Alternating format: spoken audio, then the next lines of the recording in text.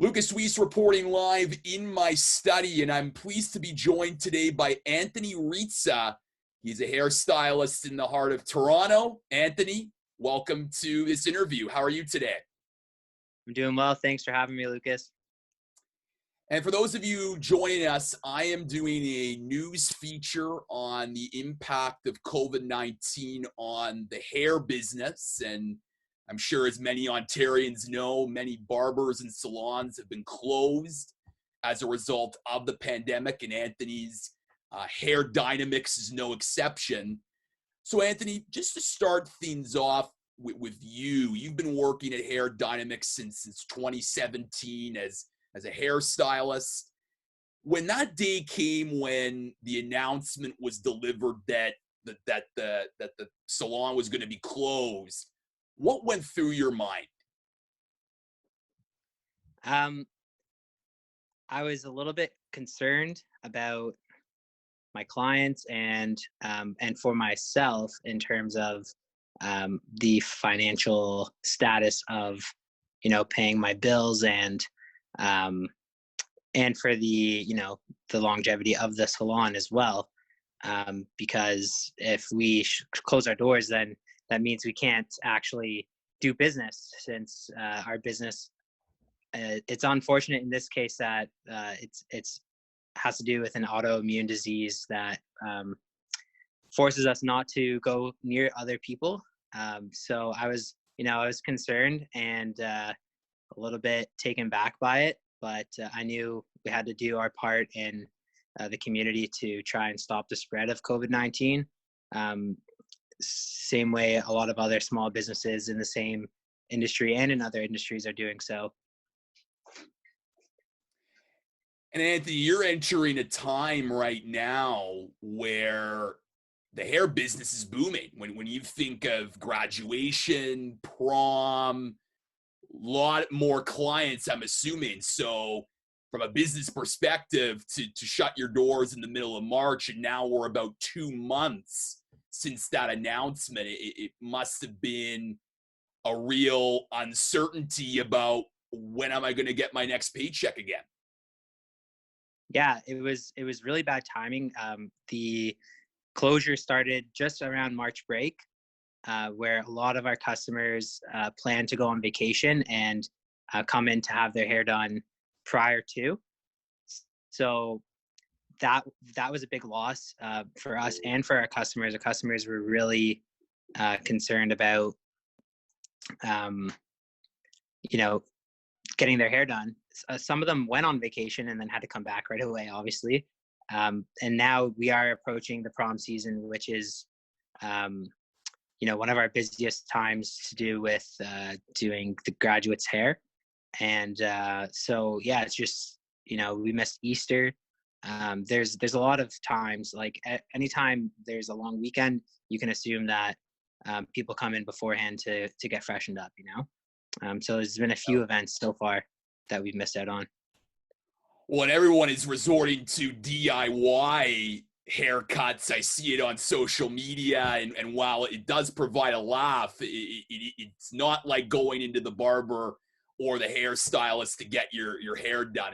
And that community, I feel, especially in the beaches, for those of you who don't know, Toronto is separated into different neighborhoods, and the beaches is one of those neighborhoods. The beaches is a real community, and I think that the fact that there's no Hair Dynamix there for people to go to, there's that loss of the community and bringing people together at a communal space. Absolutely, yeah. We've had a lot of our customers ask if we could make exceptions for them, which we've always had to say no, for obvious reasons. So what we have done is we've tried to innovate a little bit by creating some home kits where you can purchase tools, you can purchase color.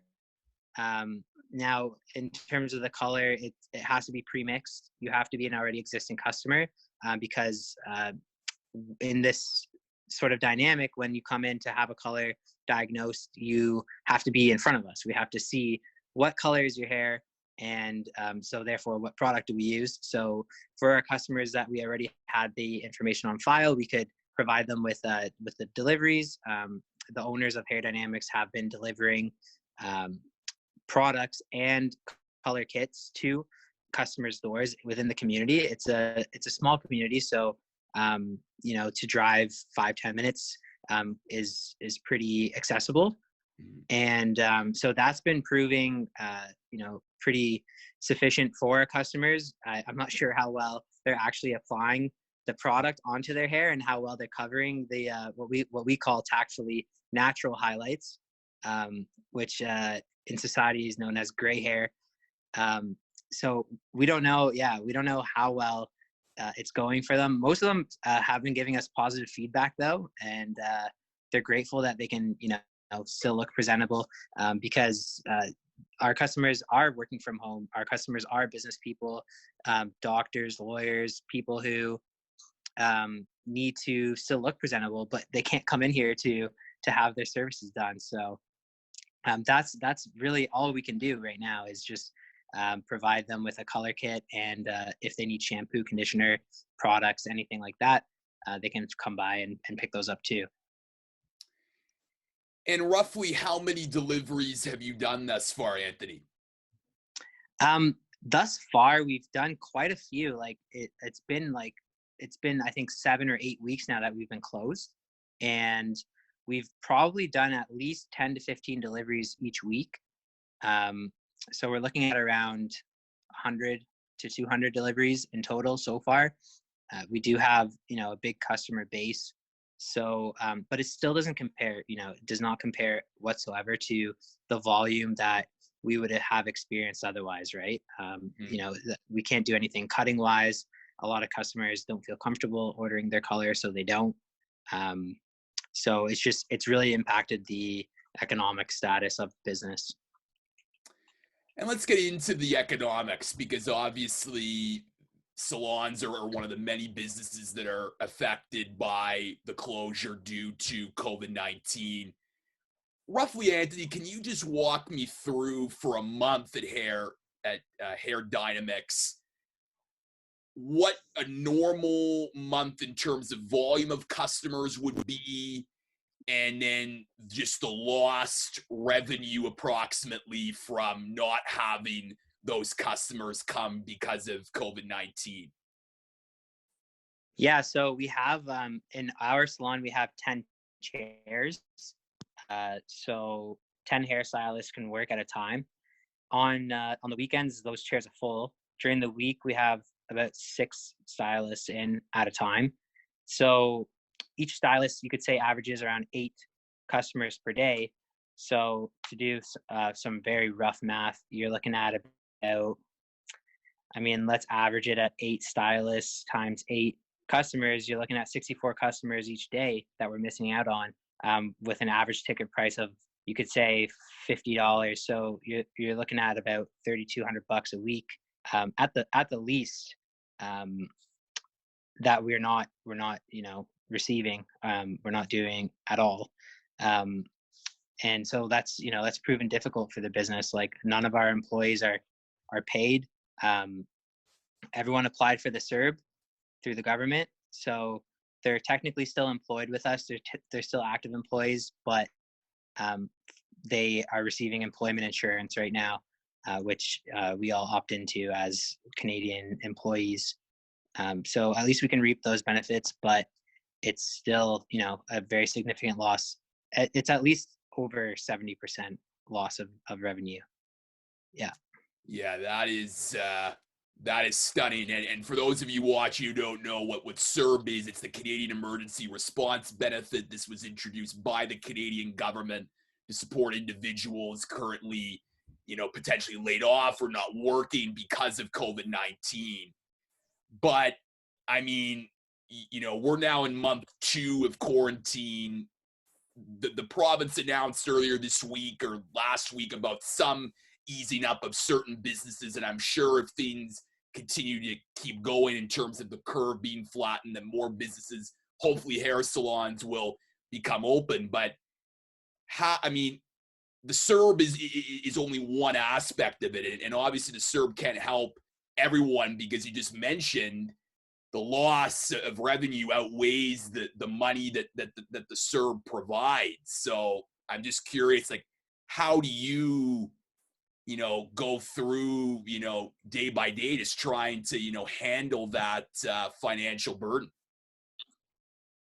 Yeah, well, I mean, it's just, I guess, being very cautious with what I'm spending money on.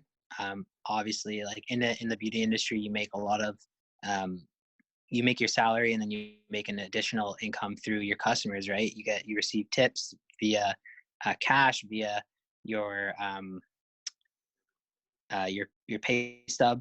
And so personally, I've just, I've had to stay home, so I haven't been spending money on gas. I haven't been spending money on going out and dining out and going to the bar with my friends, or doing anything social, right? So in that sense, I've saved, and I because I don't have a choice, but it's still not the equivalent to even what I would have earned and spent.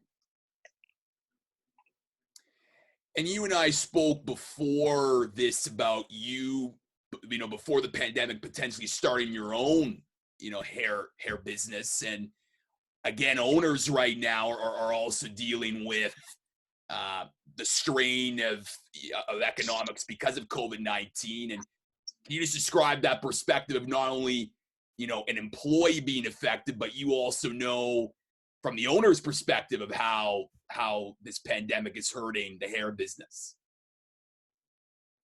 Yeah, absolutely. And I mean, the pandemic has put a very big strain on our business and a lot of businesses in Toronto, and we've seen a lot of closures happening.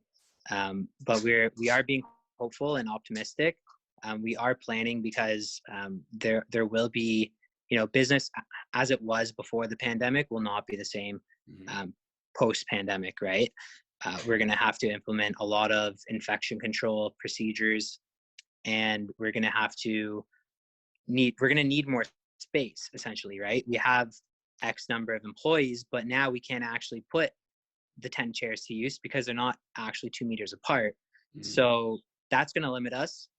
We're going to be restricted to how many people can come into the salon.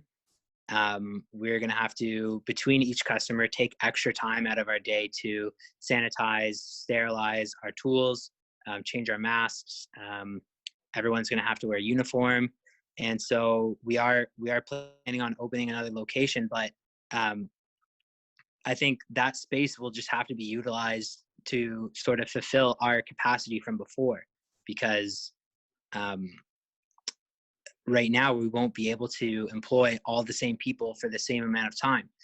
There's another economic stress as well to consider, which is the fact that if we want to serve the same number of people within a day, now our 8-hour day is going to turn into maybe a 10 or an 11-hour day, which means we're going to also have to pay our staff more per day to work, even though we're not taking in more volume, right?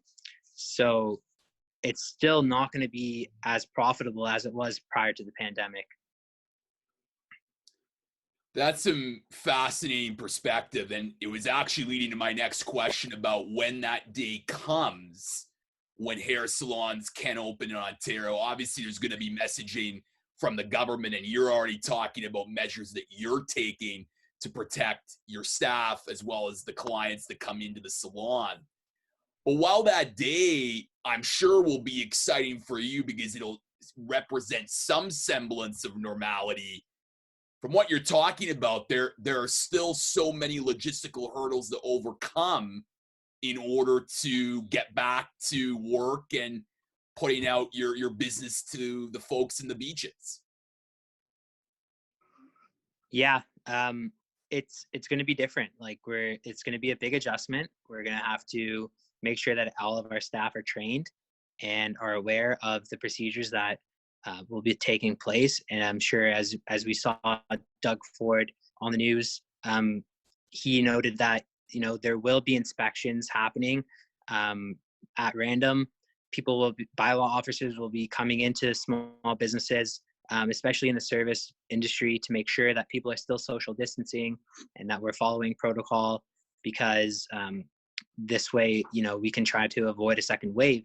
It's just going to be very different.